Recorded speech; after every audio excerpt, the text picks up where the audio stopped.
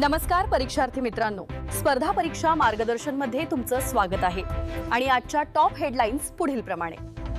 सर्वप्रथम, पंतप्रधान नरेंद्र मोदी यांना इस्रायलचा सर्वोच्च संसदीय सन्मान क्नेसेट मेडल प्रदान करण्यात आला आहे. भारत-इस्रायल संबंधांच्या दृष्टीने ही एक महत्त्वाची घटना मानली जाते. पुढची महत्त्वाची बातमी, पुद्दुचेरीमध्ये प्रधानमंत्री गरीब कल्याण अन्न योजना अंतर्गत देशातील पहिले CBDC सक्षम अन्न अनुदान वितरण प्रायोगिक तत्वावर सुरू करण्यात आले आहे. राष्ट्रपती द्रौपदी मुर्मू यांच्या हस्ते राष्ट्रीय आरोग्य मेळा 2024चे उद्घाटन करण्यात आले असून आयुष चिकित्सा आणि औषधी शेतीला चालना देण्यावर भर देण्यात आला. संरक्षण क्षेत्रातील अपडेट, भारतीय हवाई दलाने लक्षद्वीप येथे कलारी लीप हा महत्त्वाचा युद्धसराव आयोजित केला आहे. तसेच केंद्र सरकारने केरळ राज्याचे नाव अधिकृतपणे केरलम करण्यास मंजुरी दिली असून प्रक्रिया सुरू झाली आहे.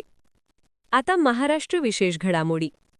महाराष्ट्र लोकसेवा आयोगाने महाराष्ट्र राजपत्रित नागरी सेवा संयुक्त पूर्व परीक्षा 2024चा निकाल आणि कट ऑफ जाहीर केला आहे.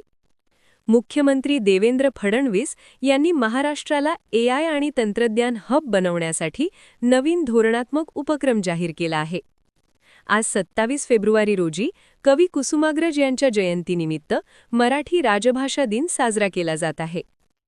आता आंतरराष्ट्रीय आणि अर्थव्यवस्था.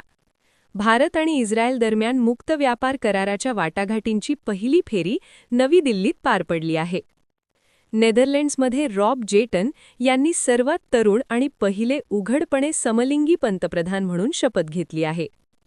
नॅशनल मॉनिटायझेशन पाईपलाईन 2.0 अंतर्गत नागरी उड्डाण क्षेत्रासाठी 27,500 कोटी रुपयांचे उद्दिष्ट ठेवण्यात आले आहे. आणखी काही महत्त्वाच्या बाबी. आसाममधील काझीरंगा येथे अत्यंत दुर्मिळ स्म्यू पक्षी आढळून आला आहे. आणि उद्या 28 फेब्रुवारी रोजी राष्ट्रीय विज्ञान दिन साजरा केला जाणार असून देशभरात विविध कार्यक्रमांचे आयोजन करण्यात आले आहे. तर मित्रांनो, या होत्या आजच्या महत्त्वाच्या चालू घडामोडी.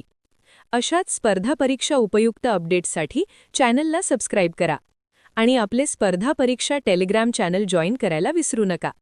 धन्यवाद.